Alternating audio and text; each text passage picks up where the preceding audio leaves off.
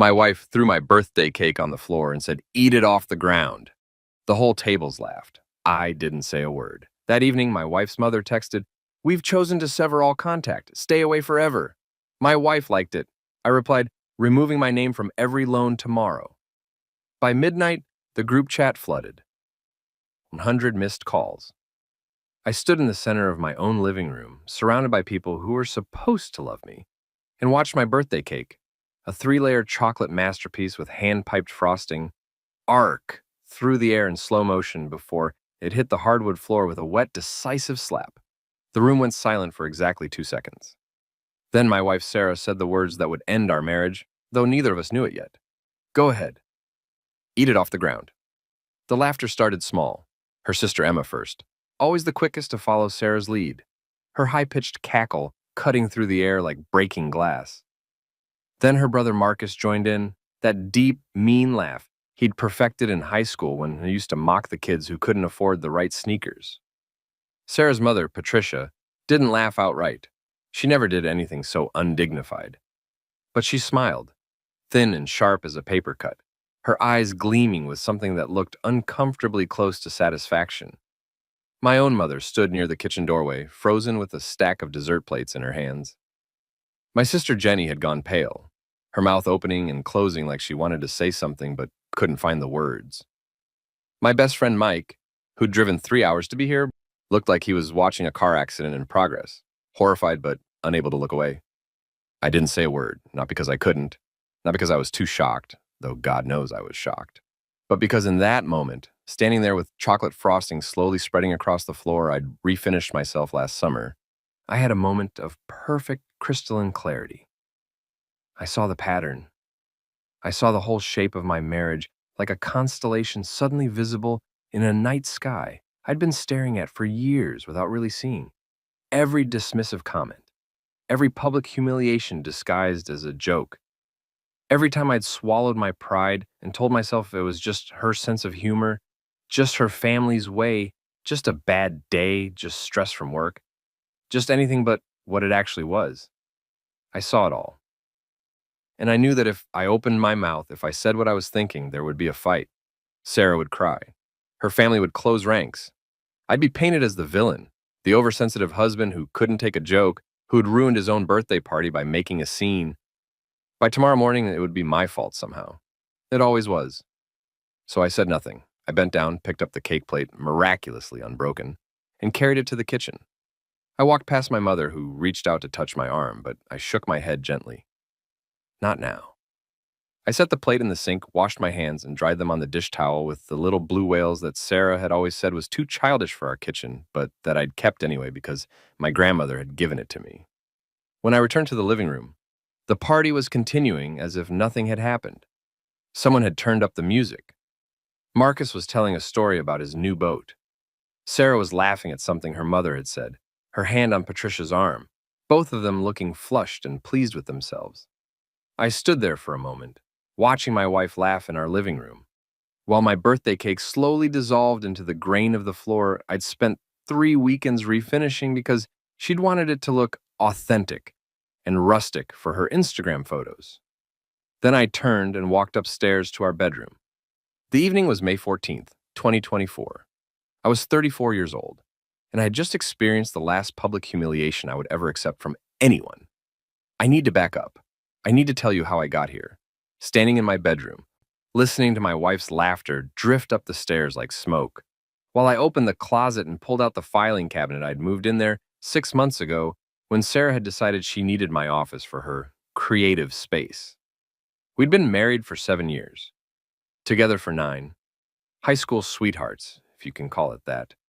She was the popular girl, captain of the dance team, homecoming court, the kind of girl who seemed to glow with some indefinable quality that made people want to be near her. I was the quiet kid who'd surprise everyone by starting a small web design business my junior year. Not popular exactly, but not invisible either, profitable. I think that's what attracted her to me initially, if I'm being honest with myself. Not my sparkling personality or my devastatingly handsome features. I'm average looking at best, the kind of face you'd forget 5 minutes after meeting. But I had money, or at least the promise of money, which in Sarah's world amounted to the same thing. Her family had money once, old money, the kind that came with a hyphenated last name and stories about great-grandfathers who'd owned textile mills. But somewhere between the great-grandfathers and Patricia, that money had evaporated, leaving behind only the attitude that came with it. They still acted like aristocracy. They still spoke in that particular cadence that suggested they were doing you a favor by allowing you to exist in their presence. But they lived in a nice but not extraordinary house in a good but not exclusive neighborhood. And Patricia drove a 10-year-old Mercedes that she refused to replace because it's still perfectly good, which was true, but also maybe not the whole truth. When Sarah and I started dating senior year, Patricia looked at me the way you might look at a stray dog that's wandered into your yard. Potentially useful, but requiring careful observation before any decisions were made. I proposed when I was 25 and Sarah was 24. My business was doing well. I'd expanded from web design to app development, and I'd just landed a contract with a regional healthcare network that would keep me solvent for at least 2 years. I'd saved up for a ring. Not huge, but real. A 1-carat diamond in a platinum setting that cost me 3 months of profits. Sarah said yes immediately, squealing and throwing her arms around my neck in the middle of the restaurant where I'd planned this careful romantic proposal. But when we told her family the next day, Patricia had taken one look at the ring, smiled that paper-cut smile, and said, "How sweet. Very economical." I should have known then. I should have seen the pattern forming, the shape of what was to come. But I was in love, or thought I was, and I told myself that Patricia was from a different generation, that her standards were just different, that she'd warm up to me eventually. She never did. The wedding cost $83,000. I paid for most of it. My parents contributed what they could. My father was a high school teacher, my mother a nurse. They'd saved $10,000 in a special account they'd opened when I was born, planning for this moment. Sarah's family contributed nothing, but Patricia had opinions about everything. The venue wasn't prestigious enough. Then it was too ostentatious.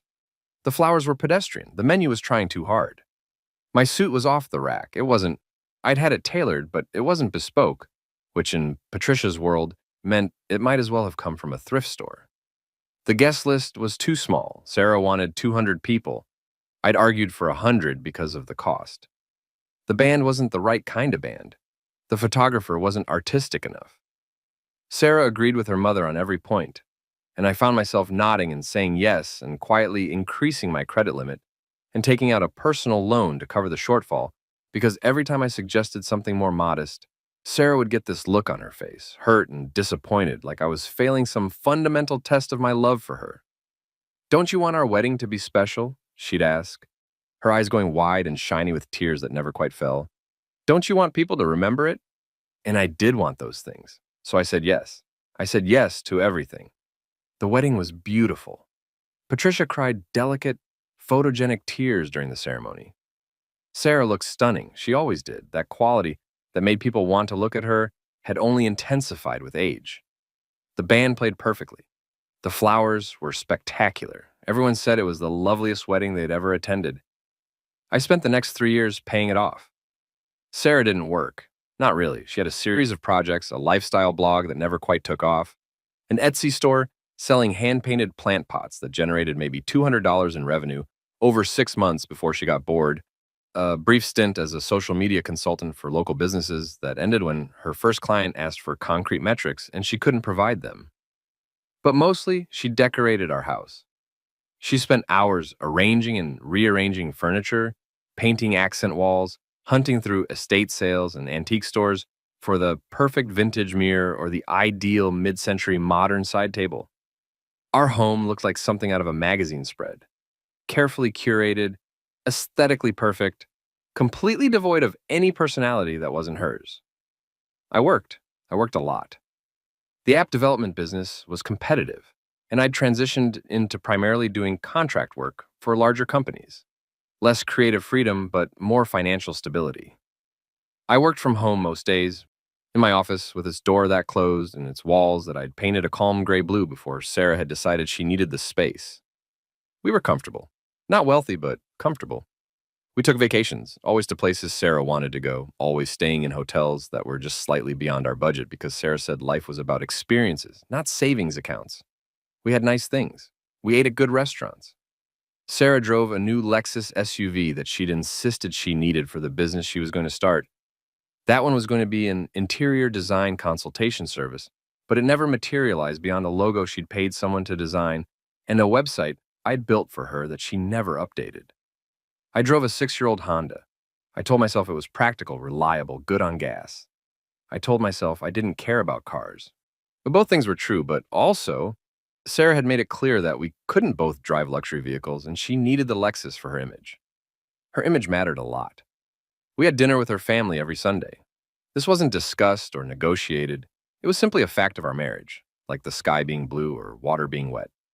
Every Sunday at 6 p.m., we drove to Patricia's house and sat at her dining room table and ate whatever she'd prepared. Always traditional, always vaguely British, in the way that American families who want to seem aristocratic default to: roast beef, Yorkshire pudding, overboiled vegetables. Patricia presided over these dinners like a queen holding court. Marcus would talk about his job at the investment firm, entry level, but he made it sound like he was personally managing billions. Emma would discuss her latest drama. She seemed to specialize in collecting and discarding boyfriends at a rate that suggested either very high standards or very poor judgment, possibly both. Sarah would light up at these dinners in a way she never quite did at home. She'd laugh louder, talk faster, lean in closer to her mother's stories. She'd make jokes at my expense, gentle ones at first in the early years.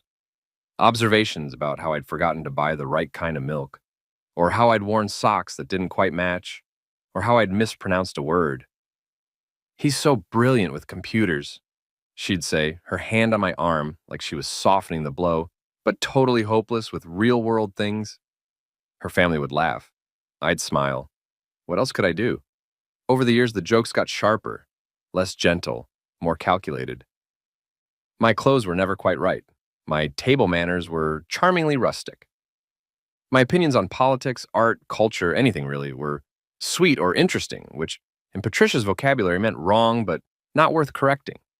When I'd try to contribute to conversations, there would be this pause, this moment where everyone would look at me with expressions that ranged from polite tolerance to barely concealed impatience, waiting for me to finish so they could return to more interesting topics.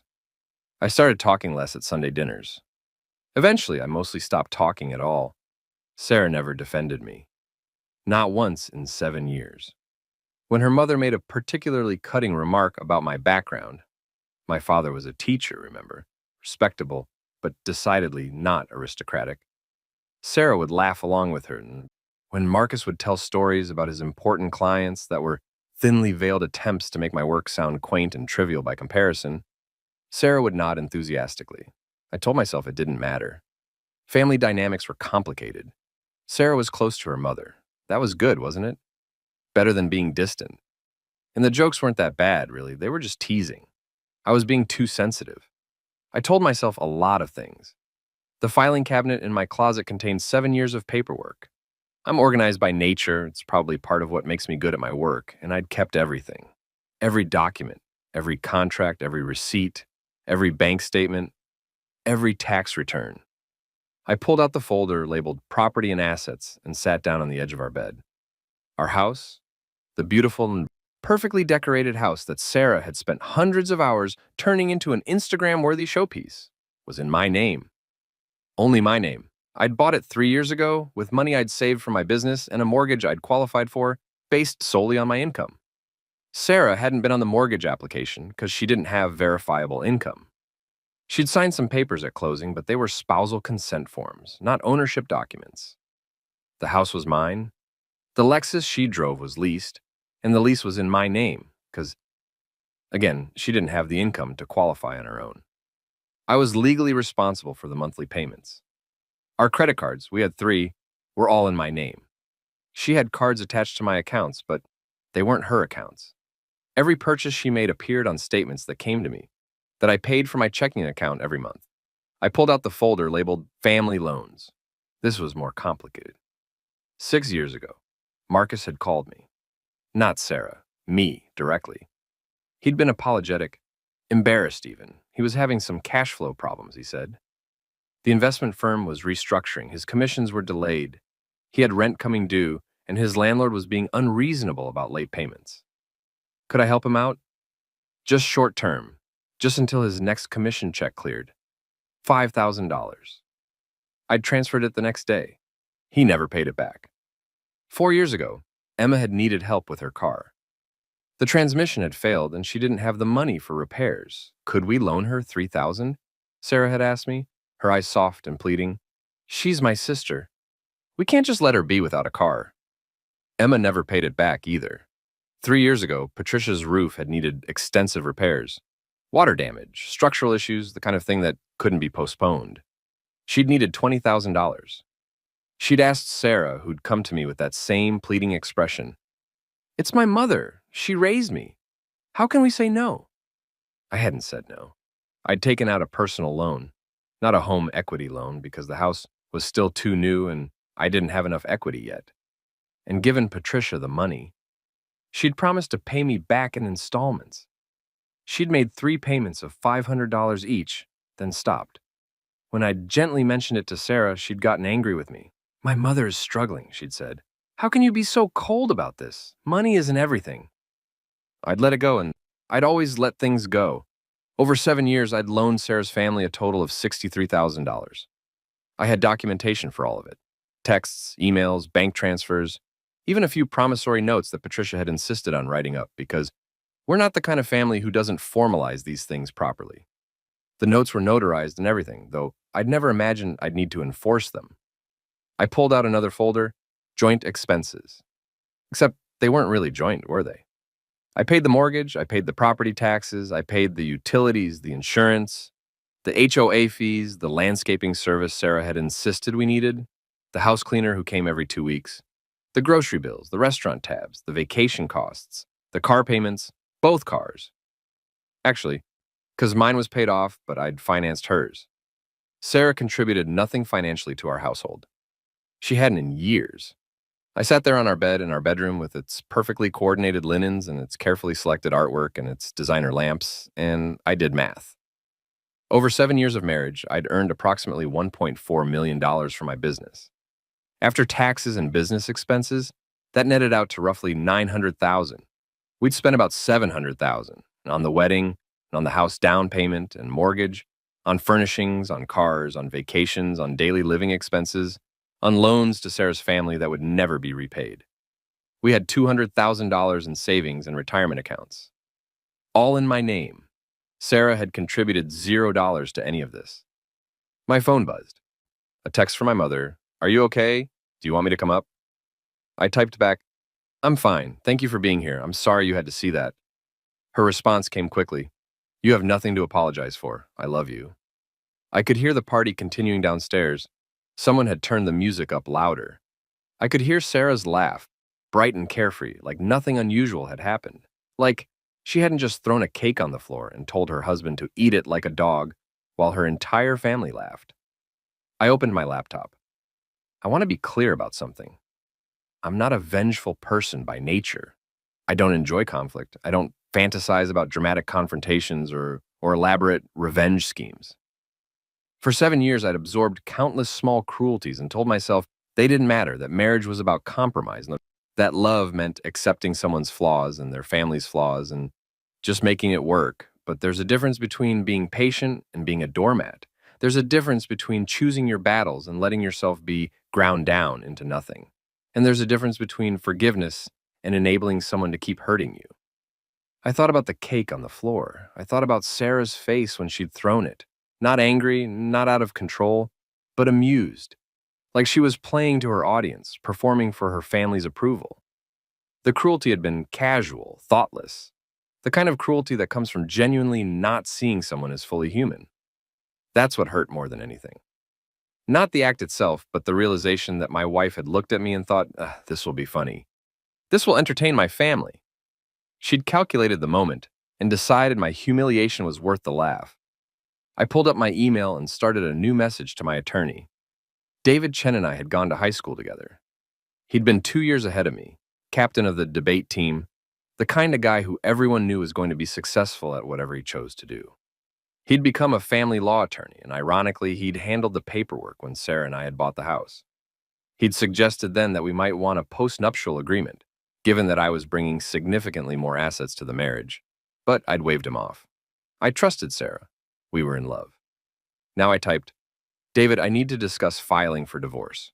Are you available for a call this weekend? Best, James. His response came through within 5 minutes. He was apparently working late on a Saturday night, which I probably should have remembered given that he'd just made partner at his firm. Sorry to hear that.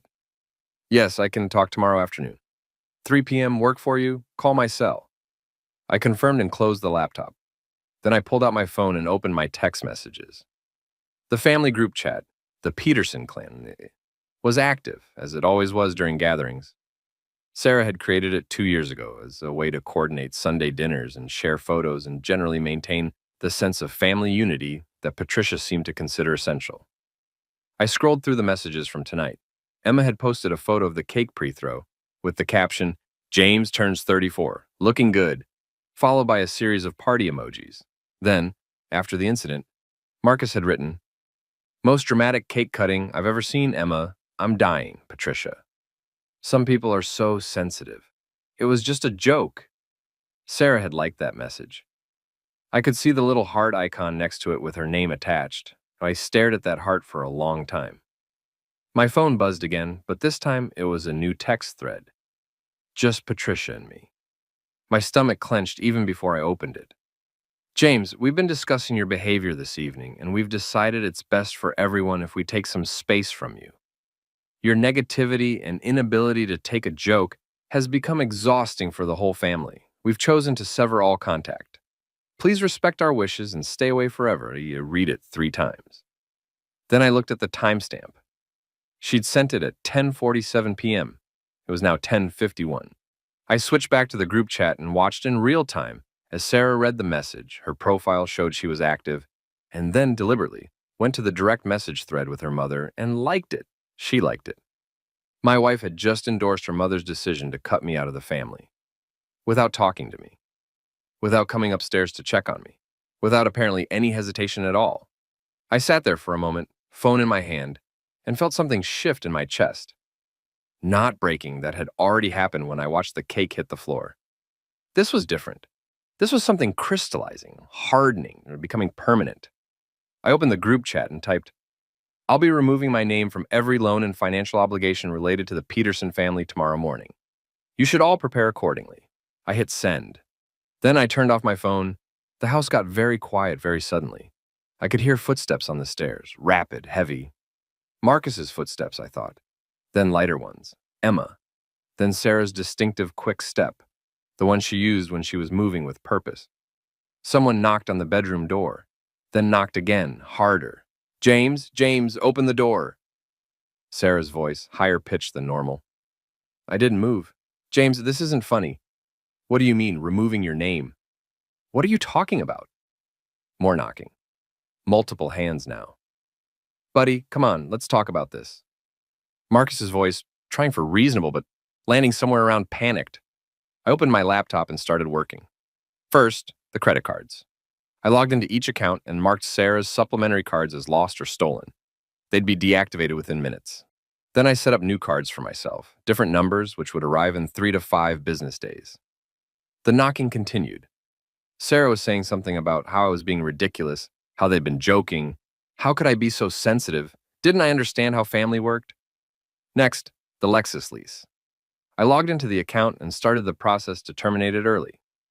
There would be penalties, but I'd rather pay them than continue being responsible for a car payment on a vehicle I didn't drive for a person who just endorsed cutting me out of her family while laughing about my humiliation. The termination couldn't be completed online. It required a phone call and proper notice, but I filled out the preliminary paperwork and set a reminder to call first thing Monday morning.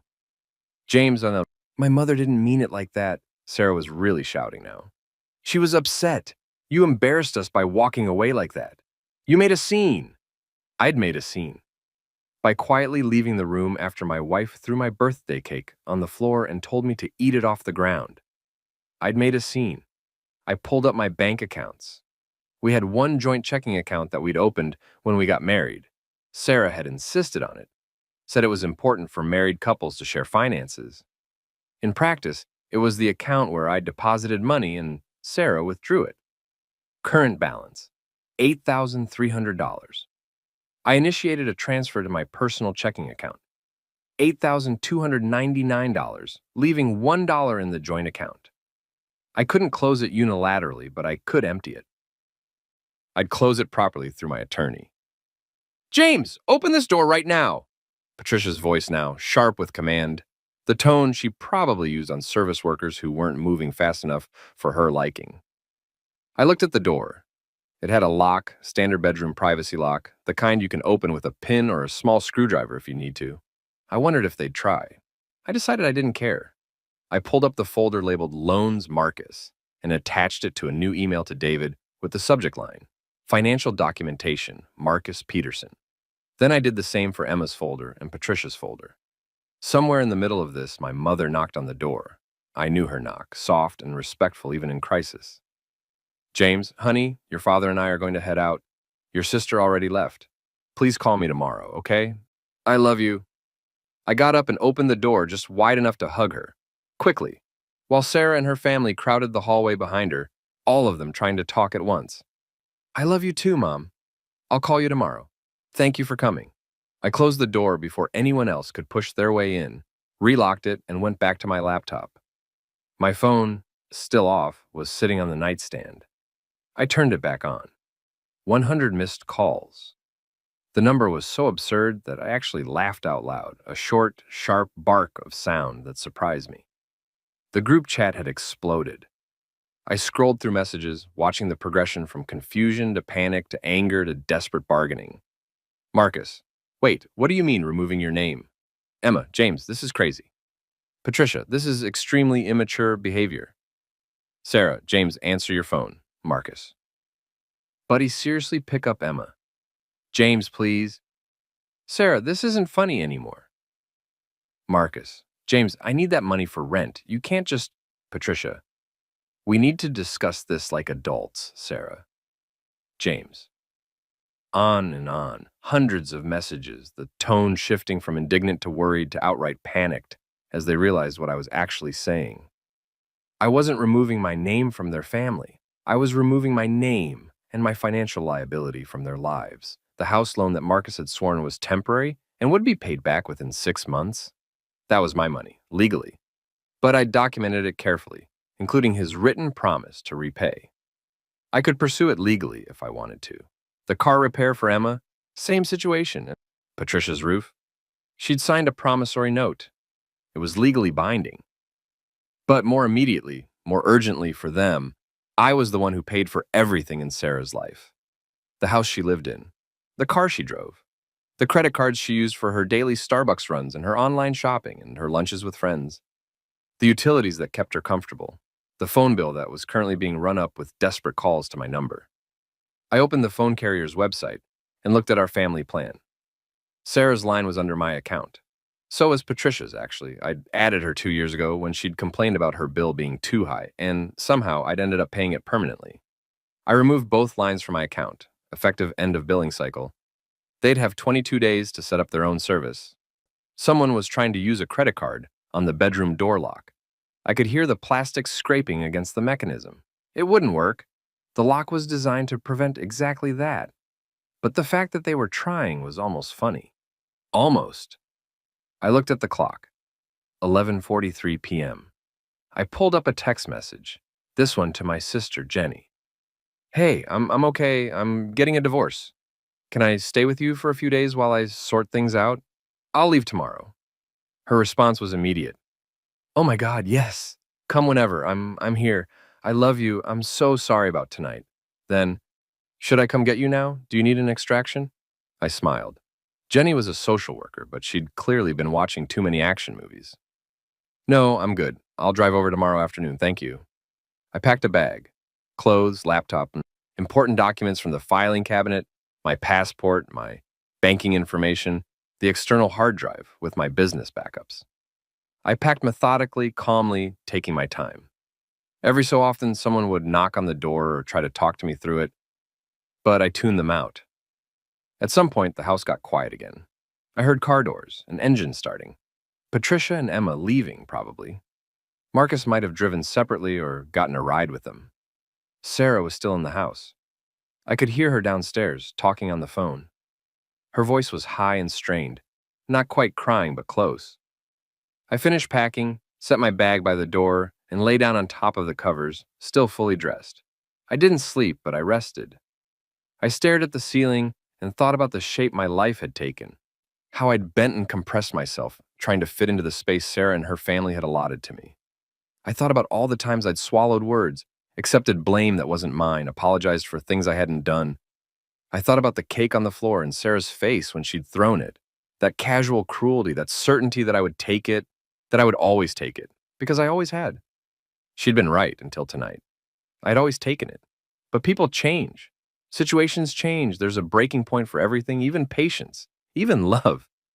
Especially love that was never really love at all, just familiarity and habit and the sunk cost fallacy dressed up in wedding vows. I waited until I heard Sarah go into the guest bedroom and close the door. Then I waited another hour to be sure she was asleep. At 3:15 a.m., I picked up my bag, unlocked the bedroom door, and walked downstairs. The cake was still on the floor. Someone had made a half-hearted attempt to clean it up. There were paper towels laid over the worst of it. But mostly, it was still there, slowly congealing into the grain of my beautiful hardwood floor. I stepped over it, walked out the front door, got in my Honda, and drove to Jenny's apartment. My sister lived in a modest two-bedroom about 45 minutes away. She'd been a social worker for 8 years, specializing in family services, which meant she'd seen every variation of dysfunctional family dynamics that existed. When I knocked on her door at 4 a.m., she opened it immediately, like she'd been waiting. She hugged me without saying anything, and I realized I was shaking. "Come on," she said quietly. "Guest room's ready. We'll talk when you wake up." I slept for 12 hours. When I finally woke up, it was late afternoon on Sunday. For a moment, I was disoriented. Wrong room, wrong bed, wrong light coming through the windows. Then I remembered, and the events of the previous night came back in a rush that made my chest tight. I checked my phone, 273 missed calls, 418 text messages, 67 voicemails. The group chat had continued its meltdown throughout the night and into the day. I scrolled through it, watching the progression. 1 a.m. Marcus, James, seriously, where are you? We need to talk. 2 a.m. Emma, this is insane. You can't just disappear. 3 a.m. Or please come home. I'm scared. Where did you go? 4 a.m. Patricia, this behavior is unacceptable and childish. 6 a.m. Marcus, my landlord just called. Rent was supposed to clear Friday. What the hell? James, 8 a.m. Sarah, James, I'm sorry, okay? I'm sorry about the cake. Please come home. 10 a.m. Emma, my card got declined at brunch. Did you seriously cancel my card? 11 a.m. Patricia, we need to speak immediately. This vindictive behavior is beneath you. Noon, Sarah, James, where are you? 1 p.m. Marcus, I'm going to have to borrow money from Mom now. You realize that, right? You're putting her in a bad position.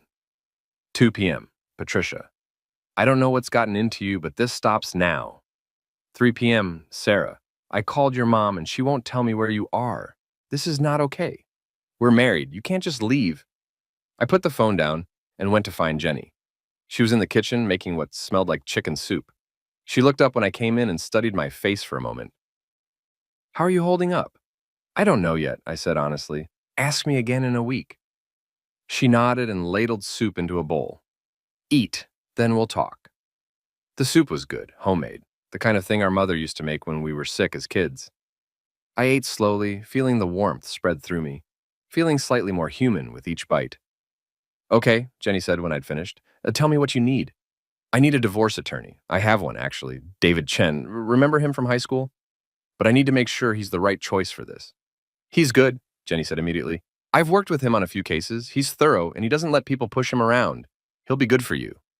I nodded. I'm calling him at 3. The other thing I hesitated.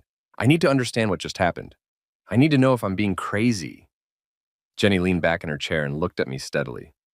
You want me to be honest? Always. I've hated Sarah since about 6 months after you got married, she said bluntly. I've hated watching what she and her family do to you.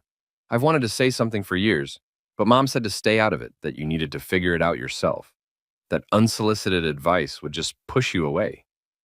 I absorbed this. What do they do to me? James. She said my name like it hurt her. They treat you like a wallet with legs. They mock you constantly. They dismiss everything you say and do. Sarah spends your money like it's water and contributes nothing. And I don't mean financially, though that too. I mean, she contributes nothing to your emotional well-being, your happiness, your growth as a person. She tears you down at every opportunity to make herself feel superior, and her family does the same thing. But I started. No, Jenny interrupted. No buts. I'm a professional, remember? This is literally what I do for a living. I assess family dynamics, and your marriage has been emotionally abusive for years. What happened last night with the cake? That was just the most visible example. But the constant belittling, the financial exploitation, the isolation from your own feelings and perspective, that's abuse, James. That's not normal marriage problems. That's abuse. I sat with that for a long moment. Abuse. The word seemed too big, too dramatic for what I'd experienced. Abuse was violence, wasn't it? Abuse was screaming and threats and visible damage. But Jenny was watching me with professional compassion. The look I'd seen her give her clients when she had to tell them difficult truths, and I realized she was right. She was absolutely right. So what do I do? I asked. You already started, she said. You left. That's the hardest part. Now you follow through. You get a good attorney. You document everything. You protect yourself legally and financially. You don't let them manipulate you into going back or feeling guilty or believing that you're the problem. Sarah keeps texting that she's sorry. Of course she is. She's sorry she's losing her cash cow. She's sorry she might actually have to support herself. She is not sorry for how she's treated you. And the minute you go back, it'll be more of the same. My phone rang. Sarah, for what was probably the 50th time that day, I didn't answer. Jenny smiled. Good. Keep doing that. At 3 p.m., I called David Chen. He answered on the second ring, and we spent the next 2 hours going through everything. My documentation impressed him. He actually said, "Damn, James," when I told him about the organized folders with 7 years of financial records. This is going to be very straightforward, he said. You have clear documentation of all assets and their sources. You have evidence of loans to her family that were never repaid. You kept your business finances separate. You own the house outright in your name. There are no children involved.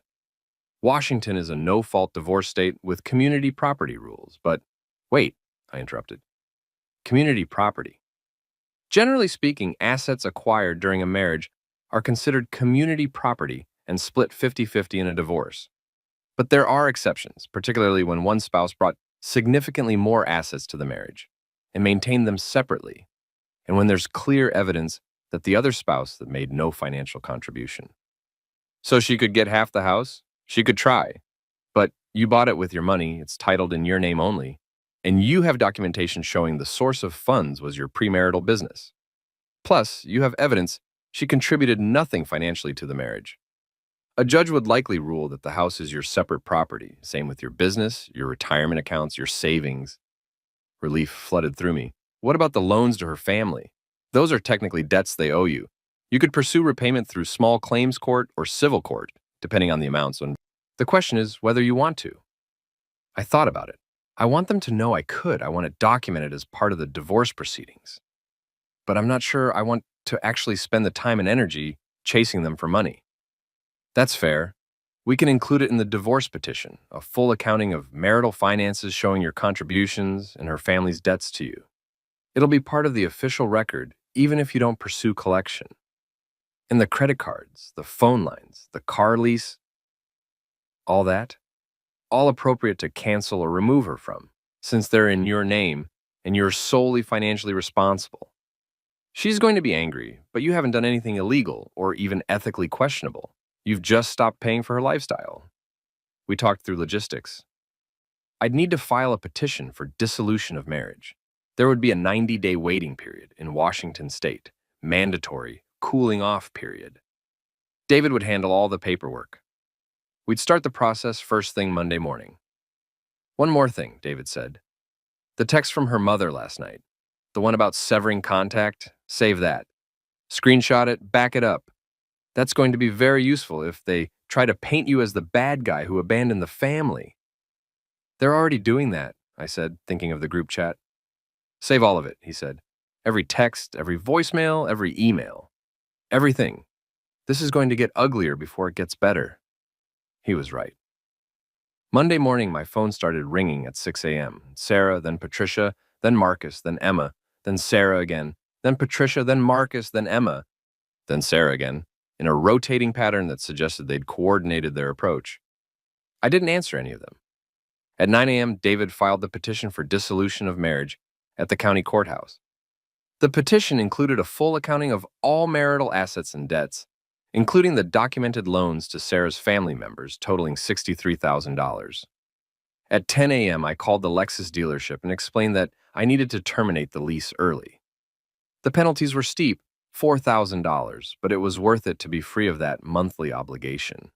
The dealership sent a tow truck to pick up the vehicle at my house that afternoon. I also called the insurance company and removed Sarah from my auto insurance policy. At 11 a.m., Sarah apparently discovered that her car was being repossessed. The voicemails that followed were educational. James, what the fuck? They're taking my car. You can't do this. This is my car. Except it wasn't. It was a leased vehicle in my name that I'd been paying for. But she'd apparently convinced herself it was hers. More calls, more voicemails, getting increasingly frantic. James, I need my car for work. What work? James, you're being completely unreasonable. I was being unreasonable. James, my mother said you're being emotionally abusive by cutting off my transportation. The irony was apparently lost on her. At 1 p.m., a process server delivered the divorce petition to Sarah at the house. At 1:47 p.m., according to the timestamp, I received a text that simply said, "You're really doing this." Not a question, a statement. Like she'd finally realized this was real. I didn't respond. At 3 p.m., Jenny came home from work to find me sitting on her couch, staring at my phone with an expression she later described as shell-shocked. "What happened?" she asked immediately. I showed her the latest voicemail. Patricia, her voice shaking with what might have been anger or might have been genuine emotion. It was hard to tell with her. James, I don't know what kind of game you think you're playing, but this has gone far enough. My daughter is distraught. You've humiliated this family. The way you walked out on your own birthday party, the way you're treating Sarah now, it's cruel and it's beneath you. I raised her to choose a good man, and I thought you were that man, but clearly I was wrong. You need to stop this nonsense, apologize to everyone, and come home. We can all move past this like adults. Call me back. Jenny listened to the whole thing, her expression getting progressively more incredulous. Did she seriously? Jenny started, then stopped and started again. Did she seriously just frame your response to abuse as the actual abuse? I think she did. That's textbook Darvo, Jenny said. Deny, attack, reverse victim, and offender. They're going to try to flip the narrative, so you're the villain. You need to prepare for that. She was right, but I was exhausted. I'd barely slept in 2 days. My entire life had detonated in the space of 48 hours, and I was running on adrenaline and spite. I need to go see the house, I said suddenly. I need to get more of my stuff before this gets worse. I'll come with you, Jenny said immediately. You don't have to. I'm coming with you. You're not going there alone. We drove to the house at 5 p.m. hoping Sarah would be out. No such luck. Her friend's car was in the driveway, which meant she'd gotten a ride home after her car had been picked up. Jenny parked on the street. You want me to come in? No, wait here. If I'm not out in 20 minutes, call me. If I don't answer, come in. You sound like you're planning a heist. I feel like I am. The front door was locked. She'd changed the locks already, which was both illegal since my name was on the deed, and also completely expected. But I had a key to the back door that I'd hidden in the garden shed months ago, back when I'd locked myself out once and had to wait 3 hours for Sarah to come home and let me in. I let myself in through the back.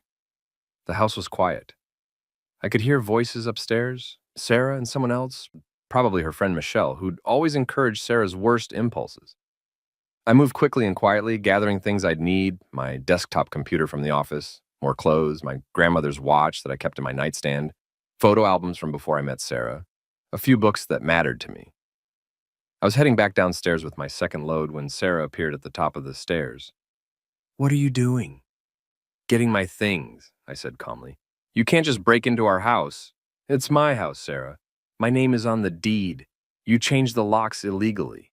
You abandoned me. I left. That's different. She came down the stairs, and I could see she'd been crying. Her eyes were red and swollen, her face blotchy. Part of me wanted to feel sorry for her. That part was smaller than it used to be.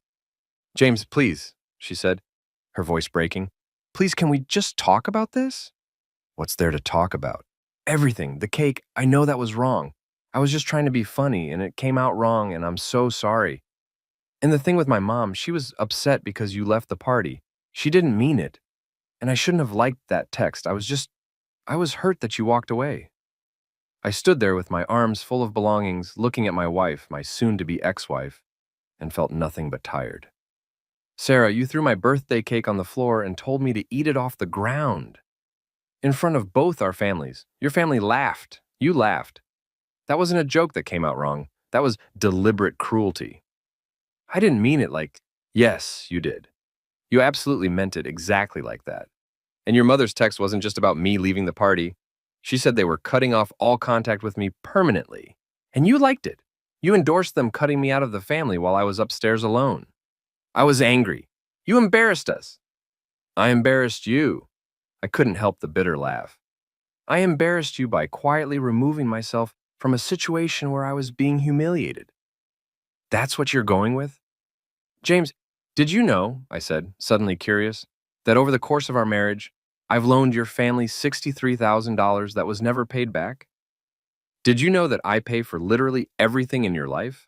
The house, the car, the credit cards, the utilities, the food, the vacations, everything. Did you know that you've contributed exactly $0 to our household in 7 years? She stared at me. That's not, you make more money. I was building my business. What business, Sarah? The blog that got 3 posts before you gave up? The Etsy store that made $200? The interior design consultation service that never got a single client? You've been building your business for 7 years while I've been paying for your entire existence. That's so fucking cold, she said. And now she was crying again. That's so cruel. I'm your wife. We're supposed to support each other. Support goes both ways. You've never supported me. Not emotionally, not financially, not in any way that actually matters. You've used me. You and your entire family have used me like an ATM machine that occasionally needed to be humiliated to keep it in line. That's not true. Your mother told me to stay away forever, and you liked the message. What part of that suggests you value me as a person? She didn't have an answer for that. I walked past her to the door where Jenny was now standing, looking ready to physically intervene if necessary. The divorce papers were filed today, I said. My attorney will be in touch with yours. If you don't have one, you should get one. The house is mine. I'll be back for more of my stuff later. I suggest you start looking for somewhere else to live, because I'll be asking you to vacate once the divorce is final. You can't kick me out. This is my home. It's my house. You'll have 90 days minimum because of the waiting period. But yes, eventually, you'll need to find your own place. One that you pay for yourself. I left her standing there, crying, calling my name. I felt bad about it for approximately 10 minutes. Then I remembered the cake on the floor and her laughing face, and I didn't feel bad anymore. The next 2 weeks were a blur of legal paperwork and logistics. Sarah hired an attorney, Patricia paid for it, of course, and immediately filed a motion asking for temporary spousal support and exclusive use of the marital home. David filed a counter motion with our complete financial documentation showing that Sarah had no basis for spousal support claims given that she'd contributed nothing to the marriage financially and had demonstrated no effort to become self-supporting. The family group chat had gone quiet after I'd muted it, but individual messages continued. Marcus sent me long texts about how I was ruining his life by suddenly demanding repayment of the loan I'd given him 6 years ago. Emma sent me crying voice messages about how I was tearing the family apart. Patricia sent formal, cold texts about my obligations and my character deficiencies. Sarah's messages cycle between apologetic, angry, and desperate. I'm sorry. I love you. Please, can we fix this? You're being incredibly cruel, and everyone sees it. I don't know how to pay for anything. You've left me with nothing. My attorney says you're required to maintain the status quo. You can't just cut me off financially. That last one was partially true. There were rules about maintaining status quo during divorce proceeding. But status quo meant I had to keep paying the mortgage on the house and keep the utilities on. It didn't mean I had to keep paying for her discretionary spending, her car, her phone, or her credit cards. David filed a detailed financial declaration showing exactly what I was maintaining: the house, the utilities, the property insurance, and what I'd legitimately terminated: her personal credit cards, her car lease, her phone line. The judge reviewing the temporary orders agreed with our position. Sarah would have to get a job. The concept seemed to genuinely shock her. "What am I supposed to do?" she asked in one voice message, her voice high and strained. "I don't have any recent work experience. You've made it impossible for me to build a career." I'd made it impossible by paying for everything so she could pursue her various business ventures that never materialized into actual businesses. I'd made it impossible by never once discouraging her from working or asking her to stay home. I'd made it impossible by being a financial safety net that enabled her to treat employment as optional. The logic was fascinating in its complete inversion of reality. 3 weeks after I left, I went back to the house one final time to get the last of my belongings. Sarah had finally moved out.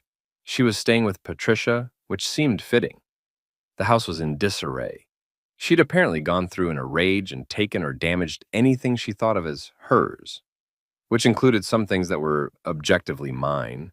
She'd taken my grandmother's quilt from the guest bedroom, my record player, several books that had been gifts from my parents, and left damage in her wake: holes punched in walls, a broken window, the hardwood floor in the living room, the floor I'd refinished myself, deliberately gouged with what looked like keys.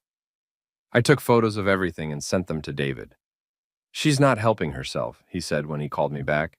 "This is going to look very bad in front of a judge.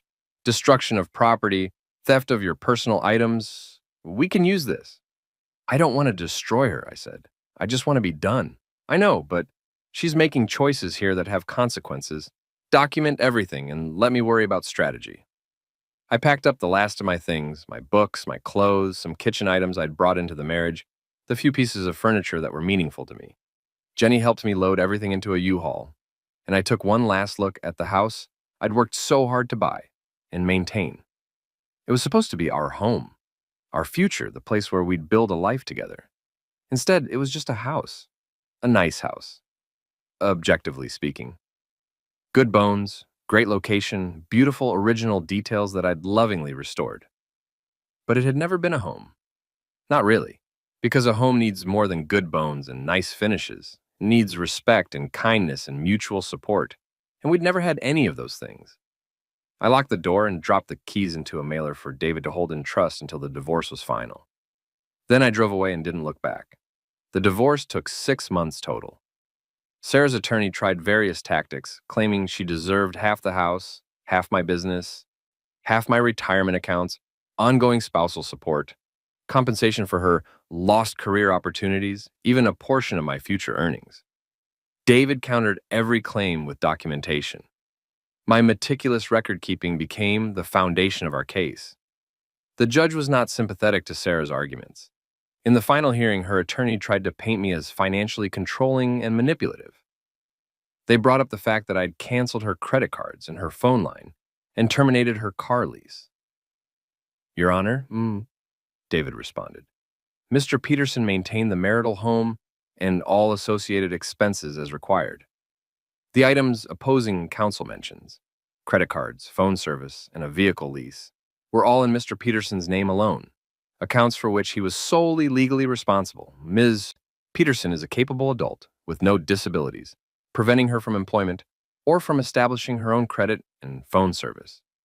Mr. Peterson was under no legal obligation to continue providing these services for someone who had, according to her own mother's text message, submitted as Exhibit 17, been cut off from all family contact. He certainly wasn't obligated to continue this support after being served with divorce papers." The judge reviewed the financial records, the documentation of loans to Sarah's family, the evidence of Sarah's complete lack of financial contribution to the marriage, and the text messages from that night, including Patricia's message about severing contact, which Sarah had liked. His ruling was delivered in dry legal language, but the substance was clear. Sarah would receive nothing except her personal belongings. The house was my separate property. My business was my separate property. My retirement accounts were my separate property. There would be no spousal support. Sarah was young, healthy, educated, and capable of supporting herself. The judge also noted, almost as an aside, that the documented loans to Sarah's family members remained valid debts that I could pursue if I chose to, though they were not part of the marital dissolution itself. Sarah's attorney tried to object, but the judge was done. "Miss Peterson," he said, looking directly at Sarah, "you made choices throughout this marriage. You chose not to pursue employment. You chose not to contribute financially. You chose to depend entirely on your spouse's income, while simultaneously, according to the extensive evidence presented, showing him very little respect or appreciation. These were your choices, and choices have consequences. This court sees no basis for transferring Mr. Peterson's separate property to you simply because you married him. Dissolution granted." Sarah was crying. Patricia, who'd attended the hearing, looked like she'd been slapped. I felt empty, not triumphant, not vindicated, just tired and sad and ready for it to be over. That was 8 months ago. I'm writing this now from a different house, smaller than the old one, but mine in a way that place never was. I bought it for cash using money from selling the previous house. It's in a quiet neighborhood, with a yard where I'm slowly learning to garden. I have an office with a door that closes and walls I painted the exact shade of gray-blue I wanted. My business is thriving. Turns out, when you're not constantly stressed about your home life, you have more energy for work. I've landed 3 major contracts in the past 6 months and hired 2 junior developers to help with the workload. I've been to therapy, a lot of therapy. Dr. Martinez has helped me understand that what I experienced was indeed abuse, financial exploitation, emotional manipulation, systematic degradation. She's helped me recognize the patterns, understand why I accepted them for so long, and develop better boundaries for the future. I talk to my mother and Jenny regularly, and my father and I have started a tradition of monthly fishing trips where we mostly sit in comfortable silence and occasionally talk about things that matter. It's been good. I don't talk to Sarah. Our last communication was through attorneys when the house sale finalized, and I sent her a check for half the profit. Not because I was legally required to, I wasn't, but because I wanted to be able to look at myself in the mirror. She'd lived there too, even if she hadn't paid for it. The check was for $43,000. She cashed it without acknowledgement. I did eventually pursue the loans, not out of spite, but because Dr. Martinez helped me understand that allowing people to exploit you without consequences just enables them to exploit others. I filed claims in civil court for the documented loans to Marcus, Emma, and Patricia. Marcus settled immediately, agreeing to a payment plan of $200 a month. He'll be paying me back for approximately 20 months more, and he's been consistent with payments, probably because his attorney explained what would happen if he defaulted. Emma ignored the lawsuit until her wages were garnished. She was furious, sent me a long, rambling email about how I was destroying her life over money that meant nothing to me but everything to her. I didn't respond. Her payments are automatic now, deducted from her paycheck before she ever sees the money. Patricia fought it. She hired an expensive attorney and tried to argue that the loan had been a gift, that the promissory note she'd signed was signed under duress, that I'd misrepresented the terms. Basically, every defense her attorney could think of. It took 9 months and cost me about $7,000 in legal fees, but I won. The judge ruled that the promissory note was valid and enforceable, and Patricia was ordered to pay the full amount plus interest and my legal fees. She's appealing, of course.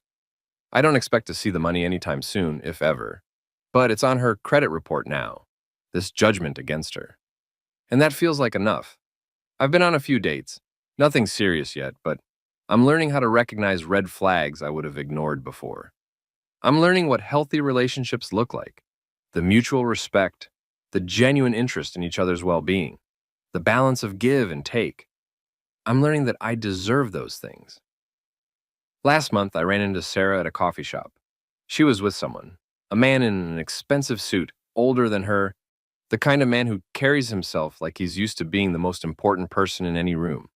They didn't see me and I left before they could. But I heard her laugh. That bright, performative laugh she used to use at Sunday dinners when she wanted to impress her mother. She was playing a role, the way she'd always played a role. I wondered if the man with her knew that yet. I wondered if he'd figure it out before he got hurt, or if he was the kind of man who wouldn't get hurt. Maybe he was just like her, and they'd be perfect together in their mutual superficiality. Then I realized I didn't actually care, and that realization was liberating. I keep thinking about that night, my 34th birthday, the cake on the floor, Sarah's face when she told me to eat it off the ground, the laughter from her family, that feeling of crystalline clarity when I understood fully and completely that I needed to leave. If you'd asked me a year ago if I thought my marriage would end because of a thrown cake, I would have laughed. It seemed so small, so silly. A cake, a stupid birthday cake. But it wasn't really about the cake, was it? It was about 7 years of small cruelties that I'd absorbed and excused and explained away. It was about being treated as less than human by people who were supposed to love me. It was about realizing that I'd spent so long trying to be good enough for Sarah and her family that I'd forgotten to ask whether they were good enough for me. They weren't. And once I saw that clearly, once I stopped making excuses and stopped accepting the unacceptable, the path forward became obvious. Leave, document, protect yourself. Don't engage with manipulation. Don't allow yourself to be guilted into accepting mistreatment. Stand firm. It wasn't easy. There were moments when I doubted myself, when I wondered if I was being too harsh, too unforgiving, too cold. There were nights when I lay awake wondering if I should have tried harder, should have gone to marriage counseling, should have given her another chance. But then I'd remember the cake on the floor. I'd remember her laughing. I'd remember Patricia's text about severing contact, and Sarah liking it. I'd remember 7 years of being treated like a wallet with legs, like an ATM with a pulse, like a servant who occasionally needed to be reminded of his place. And I'd know I'd made the right choice. Someone asked me recently, a friend of Mike's who'd heard about the divorce, if I regretted the marriage, if I felt like I'd wasted 7 years of my life. I thought about it for a long time before answering.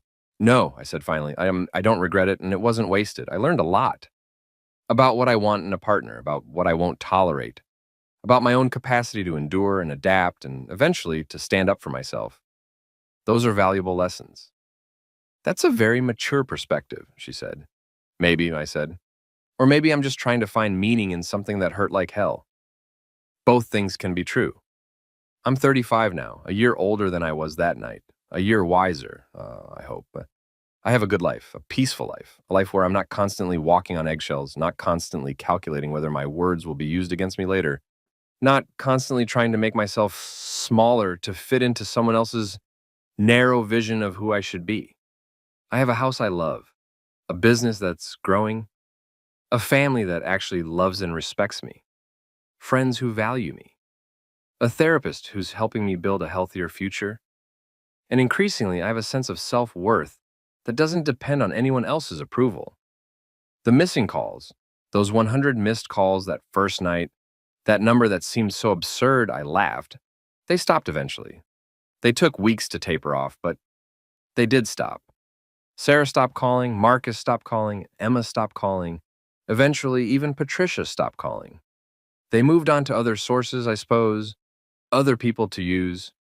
Or maybe, and I hope this is true, though I'm not optimistic, maybe they learned something from this. Maybe Sarah got a job and discovered she was capable of supporting herself. Maybe Marcus learned to live within his means. Maybe Emma learned that actions have consequences. Maybe Patricia learned that you can't treat people like disposable commodities. Probably not. But maybe. If you're reading this and seeing yourself in my story, if you're the person absorbing small cruelties, making excuses, trying harder to be good enough for someone who will never think you're good enough, I want you to know something. You deserve better. Not someday. Not after you change or improve or finally crack the code of how to make them happy. Right now, exactly as you are. You deserve respect and kindness and partnership and love that builds you up instead of tearing you down. And if you're not getting those things, you can leave. It might be hard. It might be scary. It might cost you money and time and temporary stability. But you can leave. I did. You can too. That night, standing in my living room with cake on the floor and laughter in the air, I could have stayed. I could have swallowed my pride one more time. I could have apologized for whatever I was supposed to have done wrong. I could have cleaned up the cake and pretended everything was fine and gone back to being the person they expected me to be. I could have stayed, but I would have been dying by inches, slowly losing myself piece by piece until there was nothing left but a hollow shell shaped like a husband performing a role in someone else's play.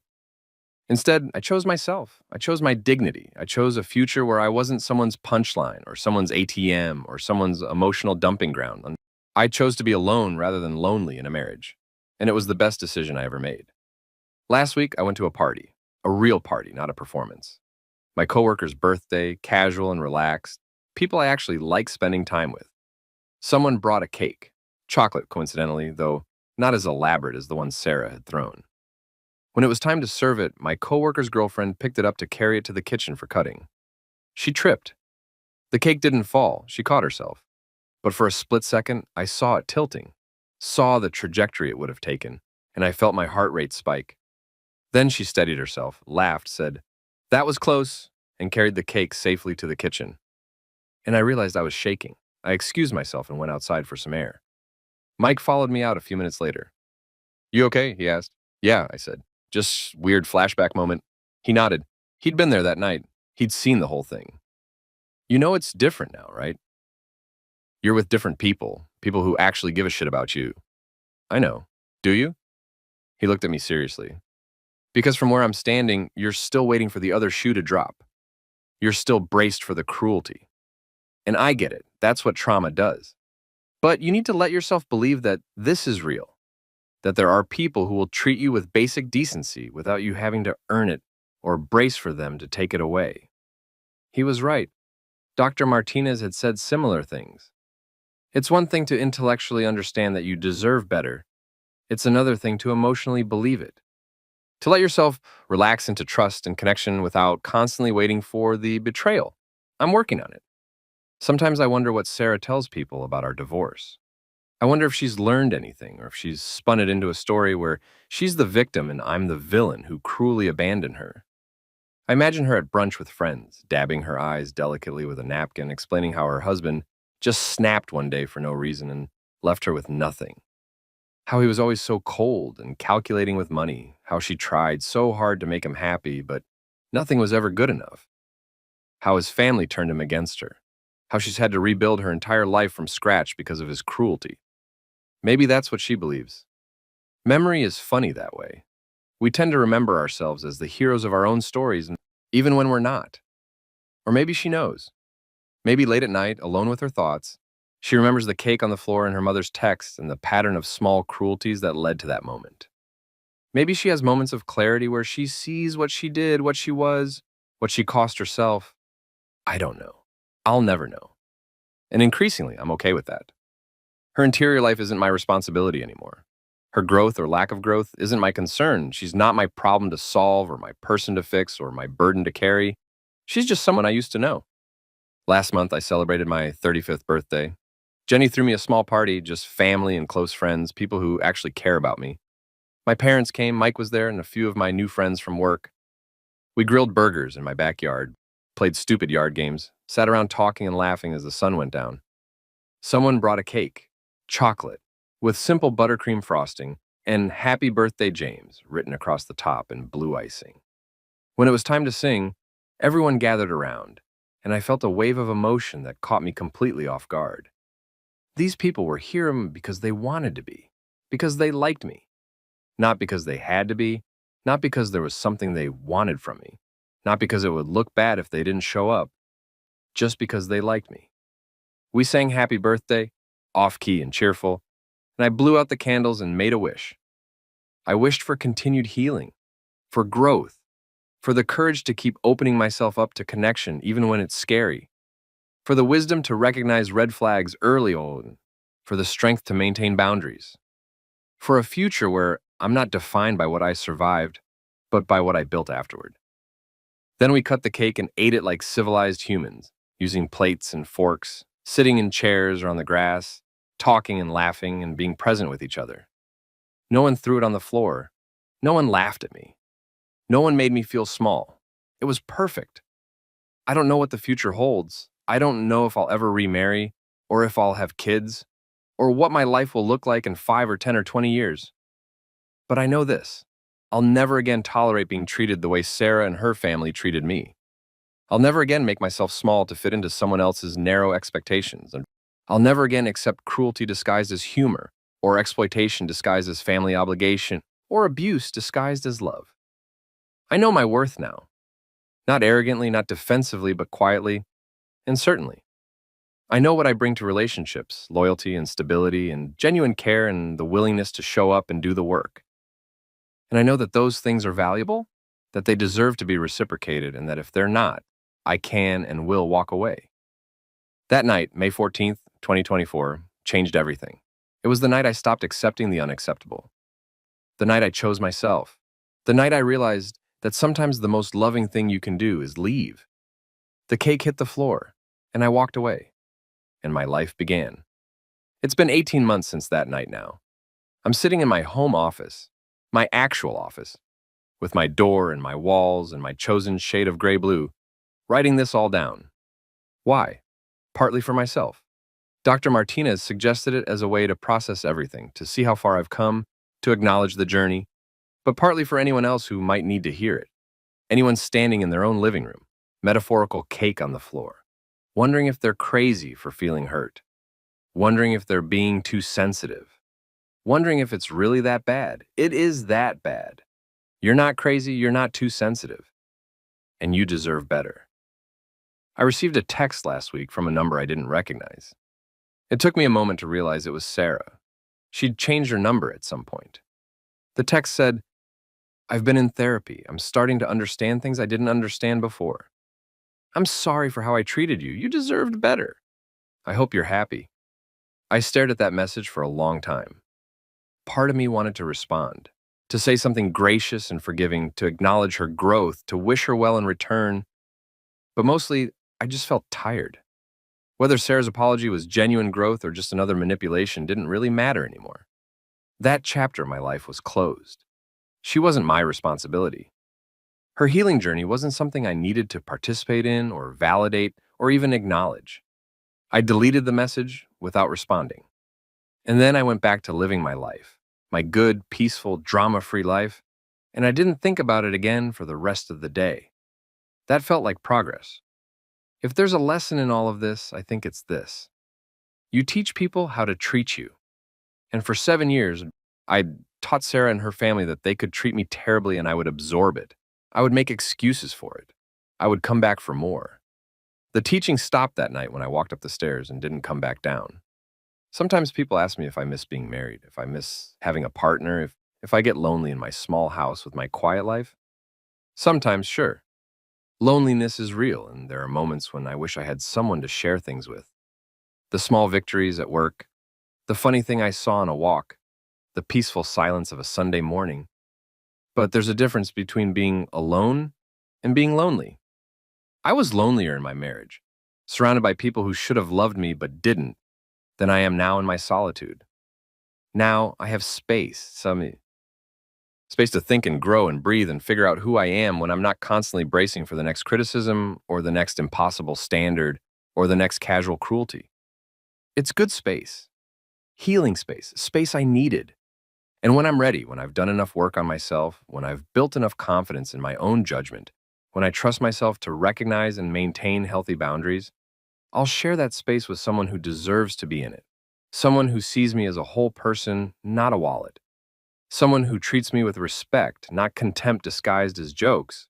Someone who contributes to my life instead of just extracting from it. Someone who, when I have a birthday, celebrates it with me, instead of turning it into a performance of my degradation. That person is out there somewhere, or maybe they're not. Maybe I'll be contentedly single for the rest of my life.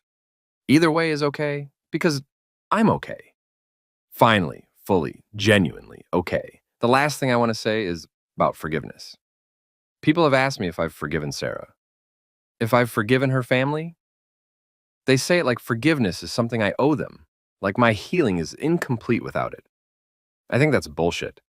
Forgiveness is complex. It's not a switch you flip or a finish line you cross.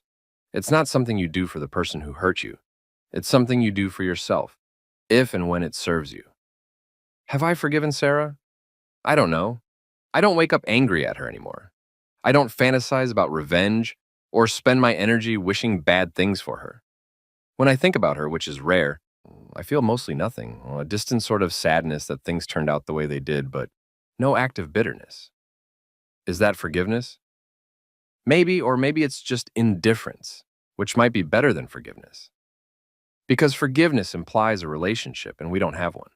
We won't ever have one. She's not my wife, she's not my friend. She's not my responsibility. She's just someone who taught me a valuable lesson about what I won't tolerate.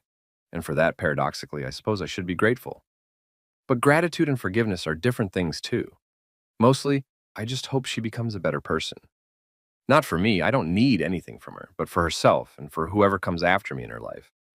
I hope she learns something. I hope she grows.